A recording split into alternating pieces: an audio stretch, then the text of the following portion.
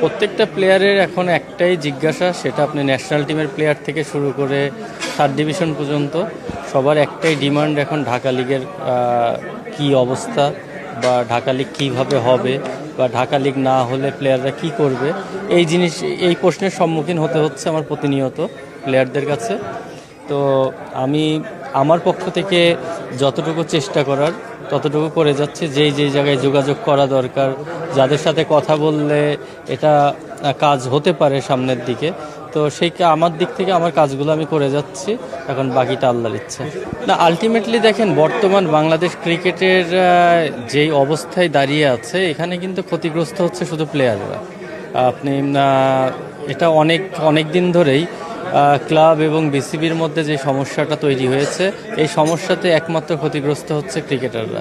কারণ মাঠে খেলা নেই। আপনারা দেখছেন এই সময় সবার কিন্তু ব্যস্ত থাকার কথা প্রিমিয়ার লিগ নিয়ে, বা আদার্স যে লিগগুলো, সেই লিগগুলোতে ব্যস্ত থাকার কথা। কিন্তু এখন একমাত্র ইন্টারন্যাশনাল খেলা ছাড়া আমাদের ডোমেস্টিক কোনো খেলা নাই। আর যাও খেলা হচ্ছে ভাই নিজেদের মধ্যে, নিজেদের কোনো কম্পিটিটিভ টুর্নামেন্ট হচ্ছে না। তো নিজেদের খেলা আর কতদিন? আমাদের তো একটা কম্পিটিটিভ টুর্নামেন্ট খেলতে হবে। আর আপনারা জানেন যে ঢাকা লিগের গুরুত্বটা কতখানি প্লেয়ারদের কাছে।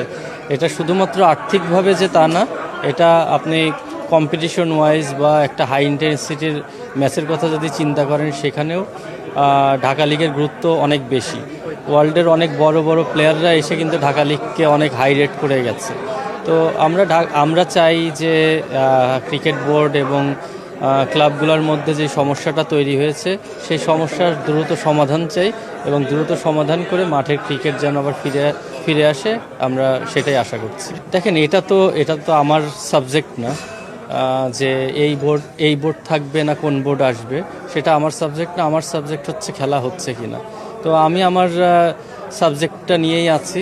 আর বাকিটা কোন বোর্ড আসলে খেলা হবে না হবে, এইগুলা ডিসাইড করার জন্য আমাদের গভর্নমেন্ট আছে, আমাদের ক্রীড়া পরিষদ আছে, বা আদার্স যারা ডিসিশন মেক করে, ওনারা এই বিষয়গুলো খুব ভালো বোঝে। টু বি অনেস্ট, আমি এখন যোগাযোগ করার খুব একটা চেষ্টাও করি না, কারণ আমি আগে অনেক চেষ্টা করেছি, কিন্তু কোনো লাভ হয় নাই, কোনো সমাধান দিতে পারে নাই।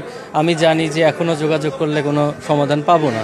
সো আমি শুধু আপনাদের মাধ্যমে এতটুকুই বলতে চাই, আমরা প্লেয়ার, আমরা মাঠের খেলা চাই, আমরা মাঠে খেলতে চাই।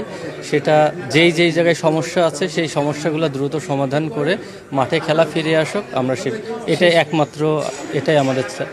দেখেন, আমি অ্যাজ এ প্লেয়ারদের প্রতিনিধি হিসেবে আমি চাই যে মাঠে খেলা হোক। সেই খেলা হতে হলে যার হস্তক্ষেপের মাধ্যমে মাঠে যদি খেলা ফেরে, আমি শিওর আপনারাও খুশি হবেন, আমরাও খুশি হব। আমরা ভাই, আমাদের রুজি রুটি ক্রিকেট, আমরা চাই মাঠে খেলা থাক। এটা কি করতে হবে না করতে হবে, এখানে কে থাকলে ভালো হবে না ভালো হবে, এটা সম্পূর্ণ ওনারা ডিসাইড করে। আমাদের আসলে চাহিদা, আমাদের যেন কোনো সিজন মিস না হয়। সেটা আপনি মার্চে হওয়ার কথা, সেটা মে মাসে হোক, মেতে না হইলে জুনে হোক, এটা আমাদের কোনো সমস্যা নেই। আমরা চাই যে আমাদের কোনো সিজন যেন মিস না হয়। আমি অলরেডি ক্রীড়ামন্ত্রীর সঙ্গে দেখা করেছি। ওনাকে আমি ডিটেলস জিনিসগুলো আমি ওনার সঙ্গে আলোচনা করেছি।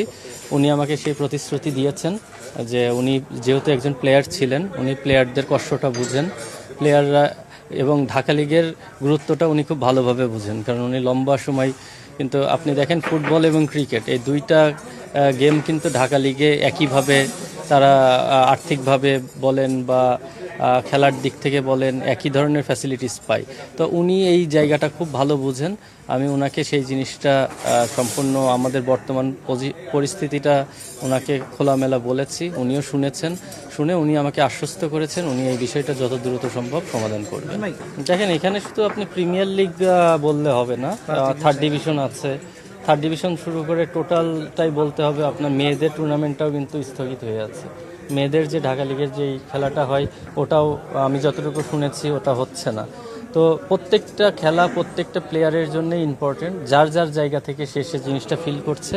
তো আমরা চাই টোটাল বাংলাদেশ ক্রিকেট যেভাবে স্মুথলি আগে রান করতো, আমরা চাই আবার সেভাবে রান করুক, সেটা যার আন্ডারেই হোক।